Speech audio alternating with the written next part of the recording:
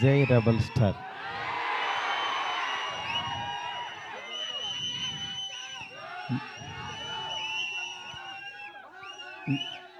చాలాసార్లు చాలామంది అడిగేవాళ్ళు, కానీ నిజంగా అంటే మాటలు రాని సందర్భం అంటారే, అలా ఉంది ఇప్పుడు పరిస్థితి. ఫస్ట్ ఆఫ్ ఆల్ మనకి గెస్ట్లు వచ్చారు, national media. Thank you so much sir for being here. Welcome to Hyderabad sir. Please have nice food and please take our hospitality. Thank you so much sir. Telugu, Tamil and Kannada everyone. Telugu media గురించి చెప్పక్కర్లేదు. నా first beginning journey నుంచి నాతో పాటు నా family members లాగా నన్ను మందలిస్తూ, నా చేత మంచి సినిమాలు తీయిస్తూ, నన్ను నడిపిస్తూ ముందుకు తీసుకెళ్తున్నారు నా తెలుగు మీడియా మిత్రులందరూ. వాళ్ళందరికీ కూడా థ్యాంక్స్ అని చిన్న మాటతో చెప్పలేను. ఎందుకంటే ఒకళ్ళని ప్రత్యేకం కాదు, నాకు పరిచయం ఉన్న ప్రతి ఒక్కళ్ళు నేను మంచి సినిమా తీయాలని తాపత్రయపడ్డారు. వాళ్ళందరికీ కూడా పేరున చాలా చాలా చాలా థ్యాంక్స్. నెక్స్ట్ డైలాగ్ లేవు, అదే నేను మా ఎస్కేన్ అంతా చించుకోలేను, కానీ బట్ నా ఎమోషన్ అంతా లోపల ఉంటుంది. నా ఇదంతా నేను అంటే ఫస్ట్ ఈ జర్నీ ఒక చిన్న మాటతో చెప్పాలి. ఒకరోజు వచ్చి యువి వంశీ, డార్లింగ్ ప్రభాస్తో సినిమా చేస్తావా అన్నాడు. అదే డార్లింగ్ నేను గోపీచంద్తో చేస్తున్నాను, ప్రభాస్తో అడుగుతున్నావు, ఎందుకు చేయను, అలాంటి ఆపర్చునిటీ వస్తే అన్నాను. సరే రేపు ప్రభాస్ బాంబే రమ్మన్నాడు, ఒకసారి వెళ్ళి కలువు అన్నాడు. అనేసరికి ఆయనకి ఫోన్ చేస్తే టక్మని వెంటనే వెళ్ళాను. వెళ్ళిన తర్వాత చాలా బాగా ఆయనతో అంటే అసలు ఆయన చూడటం అనేదే ఒక గాడ్ని కలిసినంత ఒక ఆనందంగా ఉంటుంది. అంటే అలాంటి నిజంగా ఆయన కలవడం అంటే ఒక ఆ ఎగ్జైట్మెంట్ ఇది. వెళ్ళిన తర్వాత నేను మాట్లాడే విధానం, ఇంకా ఆయన మనం ట్రావెల్ అవ్వాలనేది, అంటే ఆయన ప్రేమ కథ చిత్రానికి భలే భలే మగాడివైకి ఆయన చాలా పిచ్చ ఇదనమాట. నాకు అలాంటి సినిమా ఒకటి చేయాలందండి సరదాగా అన్నారు ఆయన. అని అంటే అయ్యో తప్పకుండానండి అని చెప్తే అండి అనొద్దు, డార్లింగ్ అని పిలువ అన్నాడు ఆయన. అంటే ఆయన మనిషిని నచ్చితే ఎంత ఓన్ చేసుకుంటారో చెప్తున్నా. దాని తర్వాత పక్క కమర్షియల్ పెద్ద ఆడలేదు, బట్ అయినా సరే ప్రొడ్యూసరు కమిటీ అయిన ప్రొడ్యూసర్ వెనక్కి వెళ్ళిపోయారు నాకు ఈ కాంబినేషన్ వద్దని. బట్ ఆయన నిలబడ్డాడు, ఆయన ఒక్కడు ప్రపంచానికి.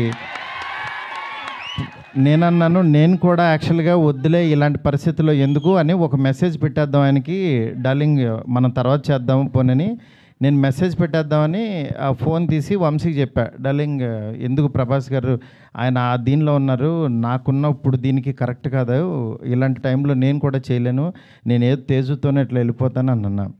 అని అంటే సరే నువ్వు ఆలోచించుకో అన్నారు. ఆ రోజు ఈవినింగ్ మళ్ళీ ఆయనే ప్రభాస్ గారు ఫోన్ చేశారు.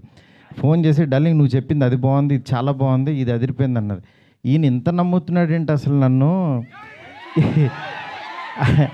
అని ఇంత నమ్మినప్పుడు, ఇంత నమ్ముతున్నాడు అనుకుని నేను 2 days ఆలోచించి, అరే మనం పని చేయలేము అని వెనక్కి అడిగేస్తే ఇక చచ్చిపోయినట్టే, మనం హైదరాబాద్ వచ్చింది వెనక్కి తిరిగి వెళ్ళడానికి కాదు కదా, అందుకని సరే తేల్చుకుందాం, ఇది ఎందుకు తీయలేమో చూద్దాం అని చెప్పి ఆ రోజు కాల్ తీసుకుని ఆయనకి చెప్పడం మొదలుపెట్టాను.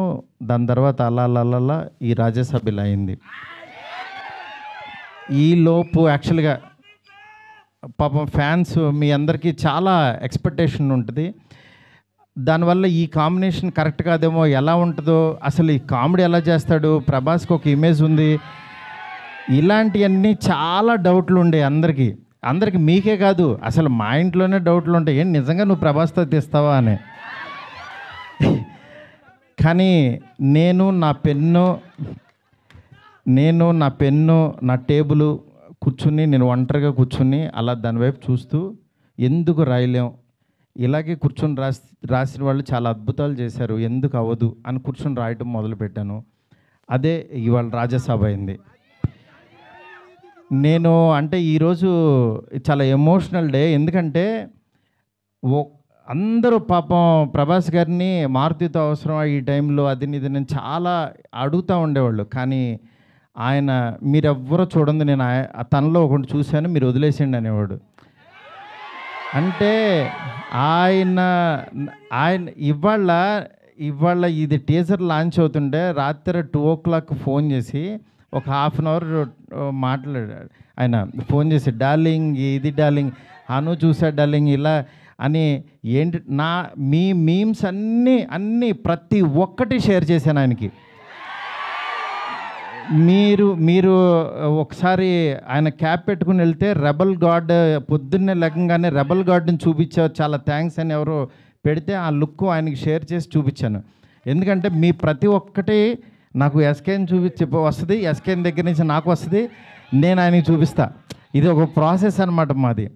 నిజంగా మీ అభిమానం, మీ ప్రేమ ఆయన గుండెల నిండా నింపేసుకున్నారు. కానీ ఎంత ప్రేమ అంటే మీరు అనుకుంటున్నారు మీరు పిచ్చిగా ప్రేమిస్తున్నారని, కానీ మీకంటే 1000 times ఎక్కువ ప్రేమిస్తున్నాడు మిమ్మల్ని.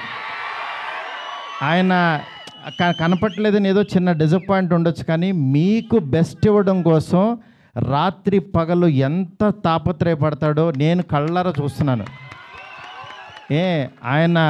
ఆయన ఏది లెక్క చేయరు అసలు. అంటే ఆయన హెల్త్ అని కానీ ఇది కానీ రాత్రి 2 3 వాయిస్ మెసేజ్లు, డార్లింగ్ ఇది ఓకేనా, ఇది బాగుందా, ఏంటి ఇంత పిచ్చి ఏంటి అనుకుంటాను నేను. మంచి సినిమా ఇవ్వాలి. నా అభిమానులు మామూలు అభిమానులు కాదు డార్లింగ్, వాళ్ళు ప్రాణం పెట్టేస్తారు డార్లింగ్ అంటాడు ఆయన. అలాంటి అభిమానుల కోసం యాక్చువల్గా మేమిద్దరం కలిసి ఒకటే అనుకున్నాం, డార్లింగ్ వింటేజ్ డార్లింగ్ చూపిద్దాం ఒకసారి. మీ టైమింగ్ ఒకటి ఉంటుంది, ఆ టైమింగ్ని మళ్ళీ ఒకసారి బుజ్జిగాడిని మళ్ళీ టచ్ చేద్దాం. మళ్ళీ ఒకసారి పాన్ ఇండియా బుజ్జిగాడు ఎలా ఉంటాడో రాద్దాం, అలాంటి తీసుకెళ్దాం, ఈ జోనర్ ఎంచుకుందాం అని చెప్పి. అలా చాలా అంటే హీరోయిన్స్ లేక డ్రైగా ఉన్న ఆయన లైఫ్కి యాక్చువల్గా ఒకళ్ళు కాదు, ఇద్దరు కాదు, 3 పెడదాం. ఆయన యాక్చువల్గా సరదాగా డార్లింగ్ ఒక 2 పెట్టగలవా అన్నారు. అంటే ఆయన సలార్లో యాక్చువల్గా ఎవరు లేరు, ఉన్న అమ్మాయి కూడా ఎప్పుడో వస్తుంది, నెక్స్ట్ కలికి కూడా సరదాగా ఎప్పుడో ఒకళ్ళు వచ్చినా వెళ్ళిపోద్ది, అదొక వాళ్ళు. నా లైఫ్ అంతా ఆదిపురుషు చూస్తేనే సీతాదేవి ఆవిడెక్కడో ఉంటుంది, ఆవిడెక్కడో ఉంది, కానీ నా దగ్గర నా ఇంట్లో ఎవరు లేరు డార్లింగ్, ఒక 2 పెట్టగలవా అన్నారు. ఆయన అన్న మాటకి నేను పైనుంచి కింద చూసే, డార్లింగ్ మీ రేంజ్కి ఒక 2 3 పెడతానన్నా. అలా యాక్చువల్గా 3 తీసుకెళ్ళి ఒక హర్రర్ కొంపలో పెట్టి రొమాంటిక్ ఫ్యాంటసీ. నేను చెప్తున్నాను, నేను ప్రామిస్ చేస్తున్నా, ఈరోజు ఇది జస్ట్ టీజర్. ఈ వరల్డ్ ఎలా ఉంటుందో మీకు జస్ట్ చూపించామంతే. ఇది trailer cinema you can't imagine, I'm telling. ఎందుకంటే నేను యాక్చువల్గా యాజ్ ఏ ఆర్టిస్ట్గా ఇందాకడ ఒక థియేటర్కి కట్అవుట్ పెట్టారు, అదే థియేటర్ దగ్గర చిరంజీవి గారి యాక్చువల్గా బ్యానర్స్ కట్టేవాడు నేను, పెయింటింగ్స్ రాసి. అంటే నేను ఆర్ట్ బ్యాక్గ్రౌండ్ నుంచి వచ్చా, రోడ్డు మీద బొమ్మలు వేసుకున్న దగ్గర నుంచి వచ్చా. నా ఆర్ట్ని 2D యానిమేషన్ చేశా, 3D యానిమేషన్కి వెళ్ళా, అలా చివరికి యాక్చువల్గా ఒక హాలీవుడ్ కంపెనీతో వర్క్ చేసే స్థాయికి వచ్చాను ఈ సినిమాతో. నేను అందుకని చెప్తాను, యాక్చువల్గా మీరెవరు దయచేసి టైం వేస్ట్ చేసుకోవద్దు, ఎవరు హార్డ్ వర్క్ చేయండి, డెఫినెట్గా వన్ డే మీది అవుతుంది. ఈరోజు నాది, తర్వాత రోజు మీది. అంతేగాని నేనేదో సాధించేసానని కాదు, నేను ఒక ఎగ్జాంపుల్ అని చెప్తున్నాను మీకు అంతే. నిజంగా ఫ్యాన్స్ అందరూ, నేను ఎప్పుడు కూడా నా గురించి రివ్యూస్ చదువుకోవడం కానీ పేరు, నా ఫేస్ని కట్ చేసి యాక్చువల్గా వీడియోస్లో పెట్టి నాలో లేని హీరోయిజాన్ని మీరు చూపిస్తున్నారు. నిజంగా దానికి మీకు ఏమిచ్చినా నేను చెప్పలేను. ఎందుకంటే నా ఫ్రెండ్స్, నా ఫ్యామిలీ అందరూ కూడా, మా వైఫ్ అందరూ, మా పిల్లలు మీమ్స్ చూసి వాళ్ళ ఆనందం నేను మాటల్లో చెప్పలేను. రోజు మీరు ఇస్తున్న ఎనర్జీ, ఈ ఎనర్జీతో ఈ సినిమా ఇంకా బాగా తీస్తాను. ఇంకొంచెం బ్యాలెన్స్ ఉంది, బాగా తీస్తానంటే ఇంకా చాలా తీయలేమని కంగారు పడద్దు. ఆయన వర్క్ ఉంది, నెక్స్ట్ అట్లాగే సాంగ్స్ ఉన్నాయి. ఒకటైంది కదా, కొంచెం ఆగండి. మీరు అడుగుతుంటే కంగారు వచ్చేస్తుంది.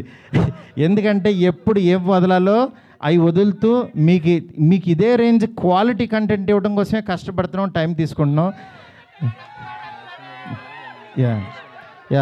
దయచేసి అర్థం చేసుకోండి sir. I hope national media you like the teaser sir? Thank you so much sir. Please encourage me sir, please support us sir.